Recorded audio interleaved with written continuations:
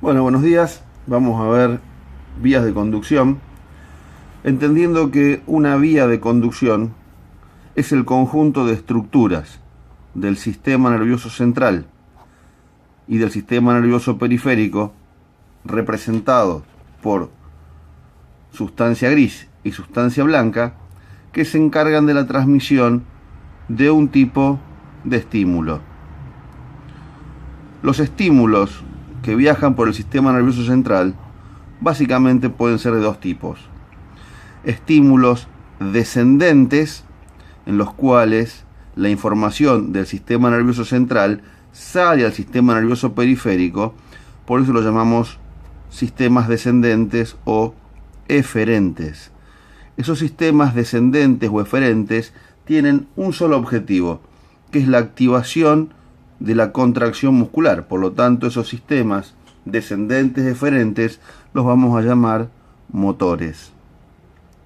Pero también vamos a recoger información desde los receptores periféricos. Entonces aquí la información va a ascender desde los centros inferiores, médula, bulbo, hasta los centros superiores, cerebro y cerebelo. Entonces, como la información va del sistema nervioso periférico al sistema nervioso central, decimos que son sistemas aferentes. Esos sistemas aferentes de ingreso son sistemas que los vamos a llamar sensitivos y sistemas sensoriales. Algunos dicen que lo sensorial es la sensibilidad especial y dejan la sensibilidad general para lo que es tacto, termoalgesia y propiocepción. Bien, por lo tanto acá tenemos la clasificación de las vías de conducción. A las vías de conducción las vamos a clasificar en vías descendentes, eferentes o motoras. Ahora bien, esas vías descendentes, eferentes, motoras van a tener una subclasificación. Si esa información comienza en la corteza cerebral, en la circunvolución prerolándica o circunvolución frontal vertical, ahí tenemos a las neuronas piramidales gigantes de Betz, que son neuronas en las que su soma tiene forma de una pirámide. Por lo tanto, a esas vías descendentes motoras que comienzan en la corteza prerolándica, la llamamos vía motriz piramidal. Pues bien, estas neuronas piramidales deben activar músculo estriado esquelético ubicado en dos regiones: músculos que se activan en la médula espinal, que son los músculos de tronco y extremidad, y músculos que se activan gracias a los pares craneales motores del tronco encefálico.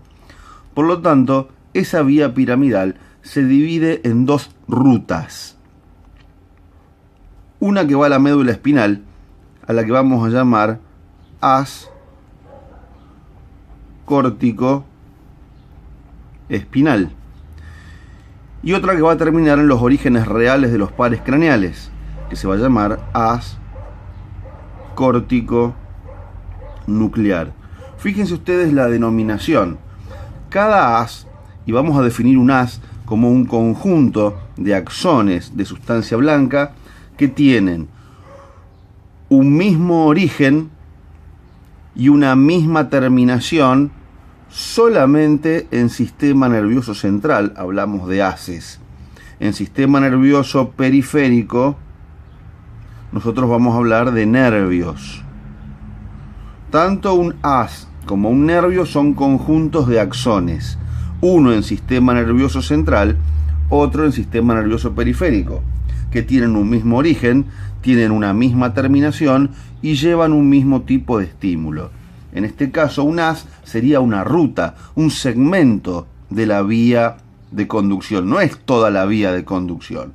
Entonces, la vía se llama vía motriz piramidal, que tiene dos rutas en sistema nervioso central: haz córtico espinal, para activar a los músculos inervados por la médula espinal, o sea, por los nervios raquídeos; un haz córtico nuclear, que comienza en la corteza piramidal y concluye en los orígenes reales de los pares craneales, que se llama haz córtico nuclear.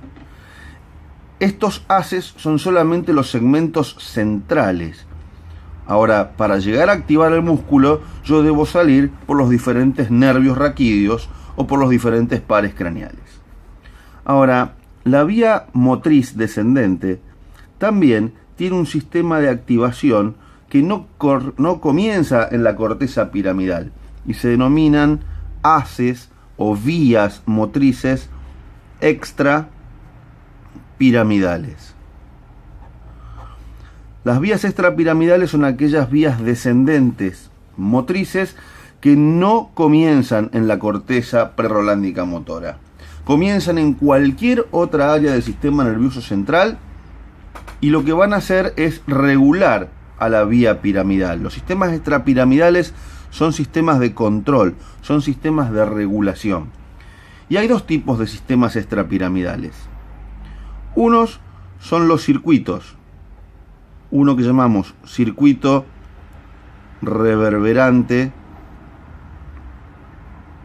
largo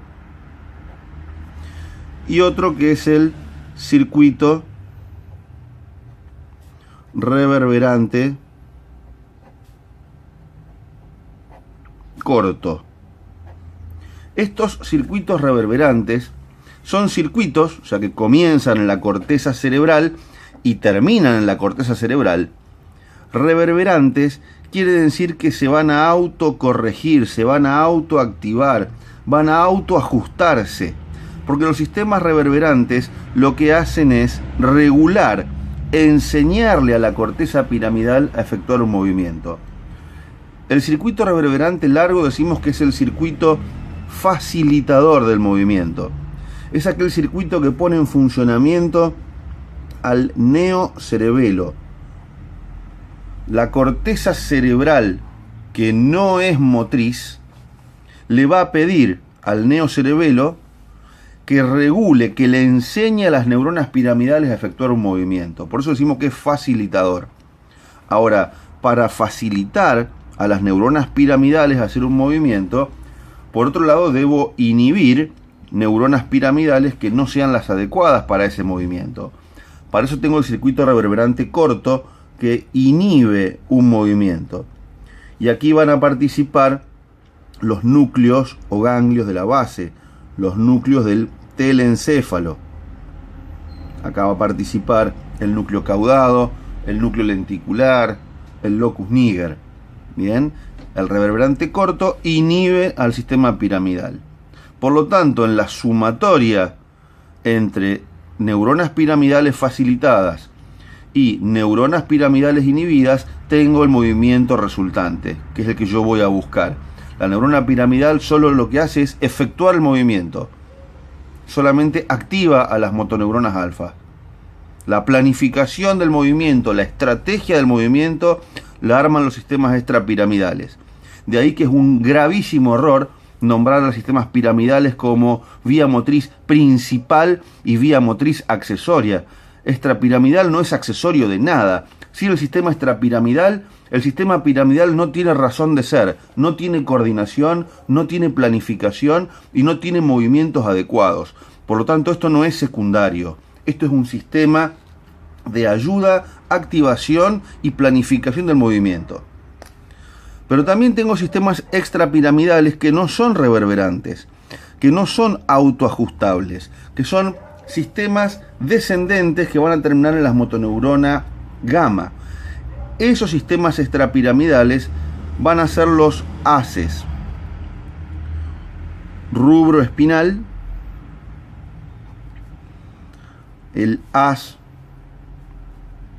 tectoespinal,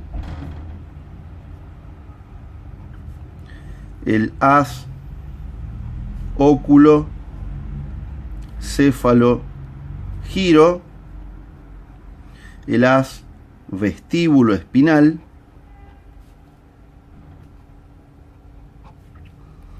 el haz olivo espinal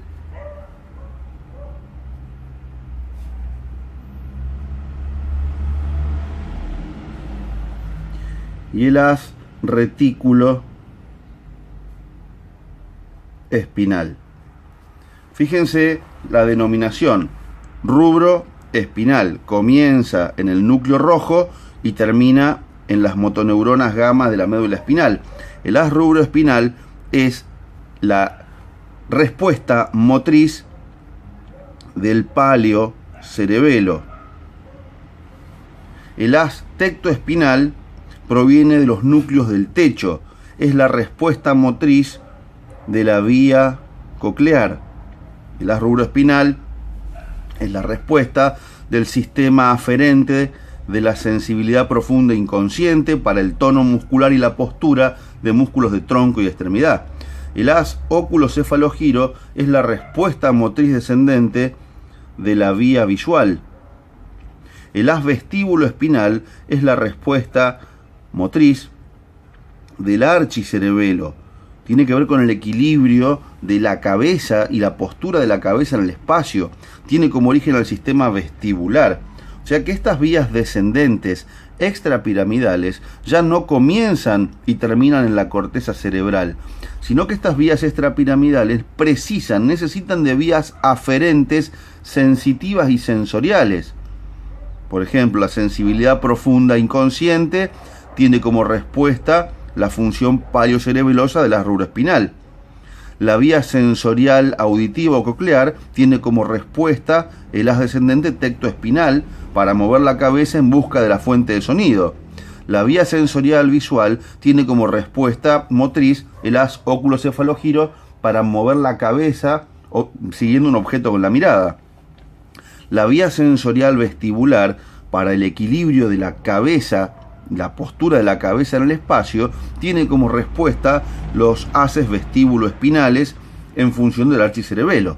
Entonces, también son vías extrapiramidales porque ninguna de ellas comienza en la corteza piramidal. Esta es la clasificación de las vías eferentes motoras.